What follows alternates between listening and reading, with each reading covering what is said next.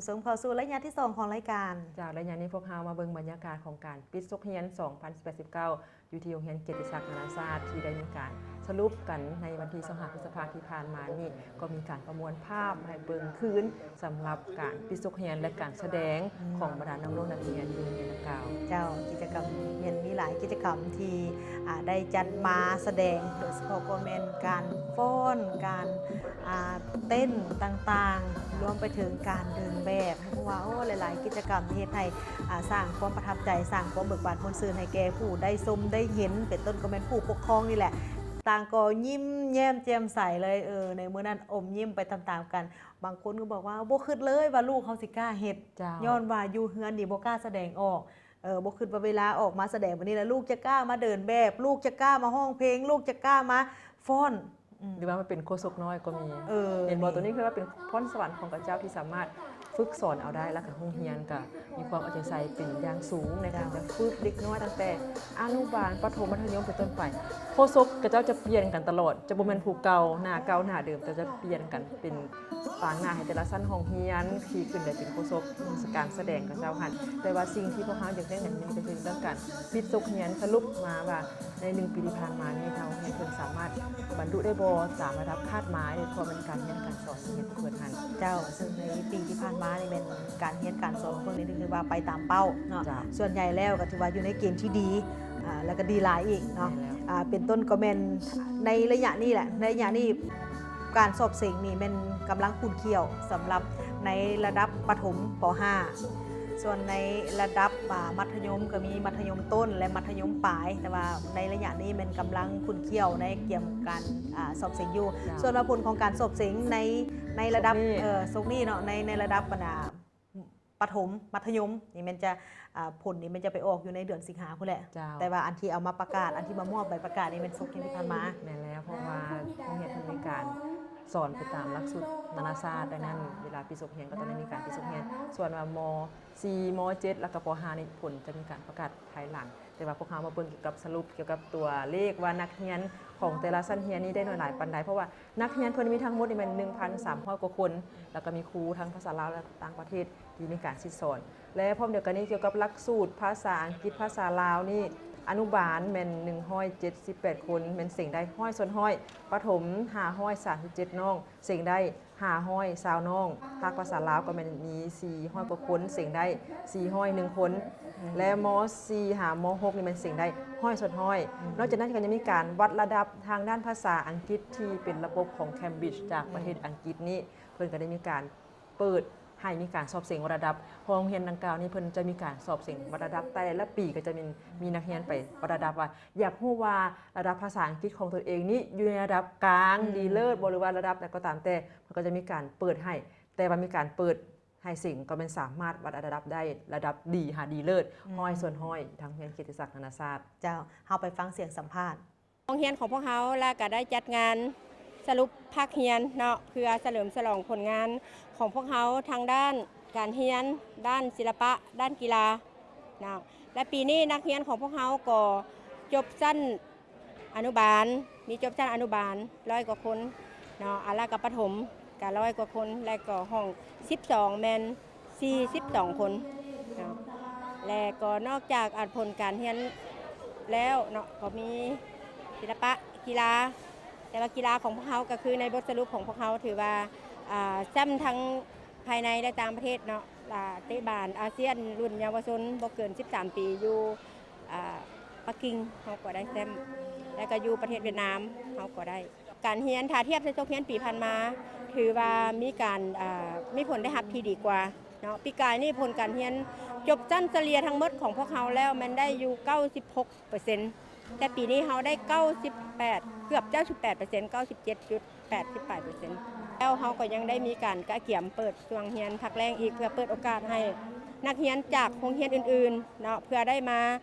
เรียนภาษาอังกฤษอยู่ในโรงเรียนของพวกเขาและก็นอกจากผู้อื่นแล้วนักเรียนของโรงเรียนของพวกเขาก็แน่นอนเขาก็เปิดโอกาสให้ได้มาโดยเฉพาะพวกที่มียังออนวีซ่าใดอย่างนี้เพื่อได้มาปรับปรุงหรือว่าคะแนนพวกใดสิ่งยังบ่ทันถึงระดับคาดหมายก็แม่นว่าให้มาเรียนช่วงภาคแรกแล้วเขาก็ใช้สิ่งคืนให้น นั่นก็คือผลการเรียนในระยะที่ผ่านมามีขึ้นใดๆที่สามารถในการจัดตั้งปฏิบัติได้สำหรับโรงเรียนเกียรติศักดิ์นานาชาติท่านผู้ชมและนอกจากการสรุปซกเรียนแล้วโรงเรียนเกียรติศักดิ์นานาชาติในปีนี้ถือว่าเป็นปีที่ดีของเพิ่นเพราะว่าฮอดมือเลิกงามยามดีแล้วสำหรับโรงเรียนเกียรติศักดิ์นานาชาติในมือที่ผ่านมาวันที่26ที่ผ่านมาเพิ่นได้ถือเลิกงามยามดีนี้ในการมีพิธีวางศิลาฤกษ์สำหรับการก่อสร้างอาคารเรียนหลังใหม่อาคารเรียนหลังใหม่นี่แม่นตั้งอยู่ที่บ้านน้อยเสียงดาเนาะและก็คาดว่าหากว่าโครงการดังกล่าวนี้สร้างสำเร็จก็จะสามารถรองรับนักเรียนได้บ่ธรรมดาเป็นลักษณะว่าของเฉพาะโรงเรียนเกียรติศักดิ์นานาชาติมีสระลอยน้ำมีสโมสรมีเดินเตะบานมีศูนย์อาหารมีหอสมุดหมายความว่าครบวงจรของการศึกษาอยู่หันเลยดังนั้นพวกเขายังมีเสียงสัมภาษณ์ของผู้อำนวยการและห้องผู้อำนวยการที่เพิ่นมาว่าเกี่ยวกับว่าเพิ่นอยากสร้างไว้หลังนี้เพื่อจะรับใช้นักเรียนทั้งภายในและต่างประเทศก็คือนักเรียนจากประเทศอาเซียนที่มาประจำการอยู่ลาวเฮาก็มีเด็กมานำพ่อแม่ผู้ปกครองก็แม่นเอาเรียนพวกเฮานี่เป็นบอนห้องรับได้เจ้าในโครงการก่อสร้างอาคารเรียนของโรงเรียนเกียรติศักดิ์หลังใหม่เนาะอยู่ที่บ้านน้อยเสียงดานี้เนาะสำหรับโครงการก่อสร้างของพวกเขาจะเริ่มลงมือในเดือน6นี้เนาะและก็จะใช้เวลาก่อสร้างประมาณ1 ปีคาดว่าซกเฮียน2020หา2021พวกเขาจะให้มันได้เปิดดำเนินการเรียนการสอนอยู่ที่อาคารเรียนหลังใหม่เนาะอยู่ในสถานที่นี้พวกเขาก็จะมีครบวงจรเนาะทั้งอนุบาลประถมแล้วก็มัธยมเริ่มตั้งแต่เดินกีฬาสระลอยน้ำแล้วก็ห้านอาหารทุกอย่างถือว่าที่จะดำเนินเข้าในการเรียนการสอนของพวกเขาเพื่อให้บรรลุ5มาตรฐานการศึกษาเป็นพวกเขาจะมีพร้อมเนาะนอกจากโครงการระยะยาวของพวกเขาก็จะมีถึงระดับขยายไปทั่วมหาวิทยาลัยในเป้าหมายของพวกเขาจะสามารถทำนักเรียนได้ประมาณ 3-4,000 คนอยู่ในโครงการประมาณ40-50 ล้านดอลลาร์เพราะว่าโครงการนี้ของพวกเขานี่ผู้ที่ให้ทุนพวกเขาเนาะสนับสนุนผู้ที่ให้ทุนเนาะและแมนบริษัทHMK Holding LP New York เนาะและก็คู่ความธุรกิจโรงเรียนเกียรติศักดิ์ของพวกเขานี่แม่นว่าจะเฮ็ดขึ้นมาเพื่อจุดประสงค์หลักก็คือเด็กน้อยคนลาวของพวกเขาอันที่2ก็คือจากนักเรียนที่ว่ามาจากหลากหลายประเทศต่างประเทศที่ว่าที่ติดตามผู้ปกครองมาเฮ็ดเวียกทั้งในองค์การจัดตั้งของรัฐบาลหรือว่าของนักธุรกิจต่างๆที่จะมาเฮ็ดเวียกอยู่ลาวและลูกหลานของเขาเจ้ามีบอนห้องหับและบอนโรงเรียนที่ได้มาตรฐาน20กว่าปีที่ผ่านมานี่2-5ทุนนี่ก็ลำบากอะไรแบบรวมเนาะก็ส่วนสิได้ทุนมานี่ก็ใช้เวลาเกือบ20กว่าปีเนาะจึงเห็นผู้ที่เพิ่นมีจิตใจใส่ศรัทธาเนาะที่เพิ่นเห็นความสำคัญของการศึกษาเนาะเพราะว่าจุดประสงค์และเป้าหมายของบริษัท HMK Holding LP New York นี้เพิ่นเห็นได้ความสำคัญและความหมายของการศึกษาอยู่ในประเทศลาวโดยเฉพาะและเพิ่นก็เข้าใจว่า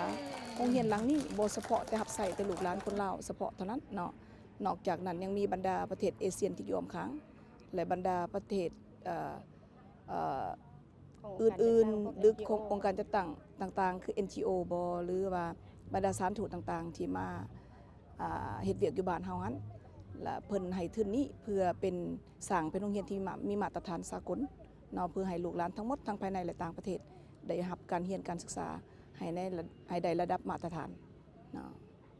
ที่ผ่านไปแล้วก็คือคำให้สัมภาษณ์จากทางผู้อำนวยการและของผู้อำนวยการจากทางโรงเรียนเกียรติศักดิ์นานาชาติที่เพิ่นได้ฮู้ถึงจุดประสงค์และเป้าหมายหลักของการสร้างอาคารเรียนหลังดังกล่าวนี้ขึ้นมาเพิ่นมีเป้าหมายเลยว่าการสร้างนี้มันจะสร้างให้ได้มาตรฐานและก็สร้างแบบครบวงจรเพื่อเป็นการรองรับนักเรียนที่คาดว่านับมือนับจะเพิ่มขึ้นหลายอย่างแน่นอนเจ้า